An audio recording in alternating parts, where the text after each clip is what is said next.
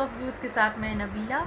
ये programme voice of youth की तरफ से स्पॉन्सर्ड है। पिछले महीने ही हमने देखा था कि इजराइल ने फ़लस्तीन पर लगातार हमले किए, जिसके बाद से सीज फायर लगाया गया और इजराइल के इस हमले में कई लोगों की जान गई, कई बिल्डिंग डिस्ट्रॉय हुए।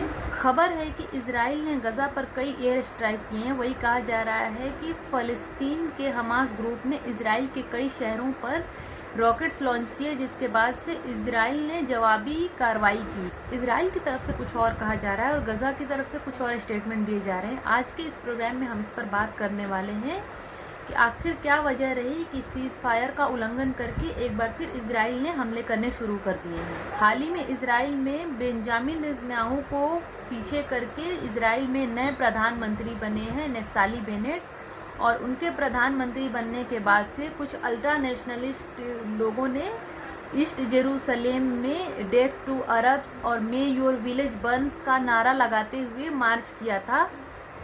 और अल्ट्रा नेशनलिस्ट जो इजरायली थे उनके सपोर्ट में पुलिस ने भी दमिश्क गेट के सामने का एरिया खाली करा दिया, रोड्स खाली करा दिए गए और वहाँ पे प्रदर्शन कर रहे फ़लस्तीनियों युवाओं को भी उनको वापस भेज दिया गया।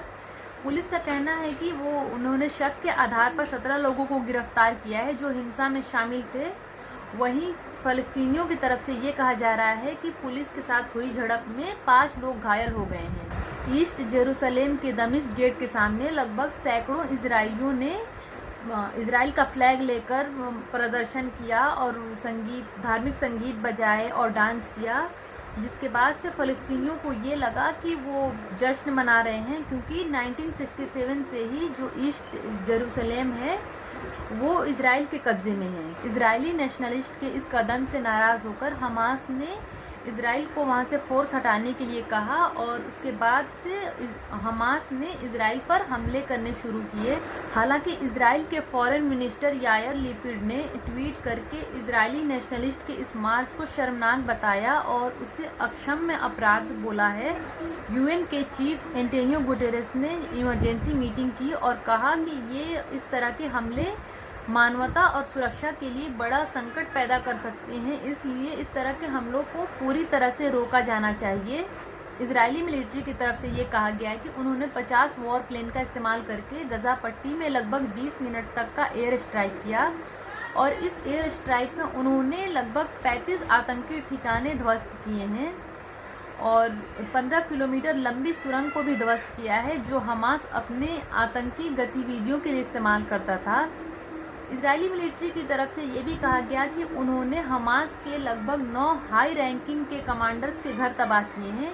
वहीं फ़लस्तीन की मानव अधिकार कार्यकर्ता का कहना है कि इजराइल के इस हमले में आतंकी ठिकाने नहीं बल्कि लोगों के घर तबाह हुए हैं, कई बिल्डिंग्स तबाह हुई हैं, रोड्स डैमेज हो गए हैं, पावर सप्लाई डैमेज हो गया है।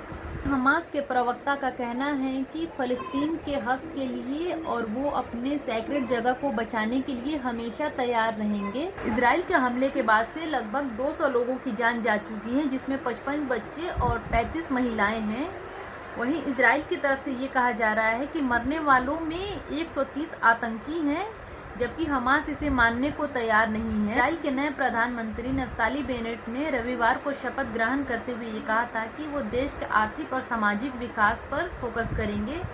अब फ़लस्तीन की समस्या से वो कैसे निपटते हैं ये देखने वाली बात होगी।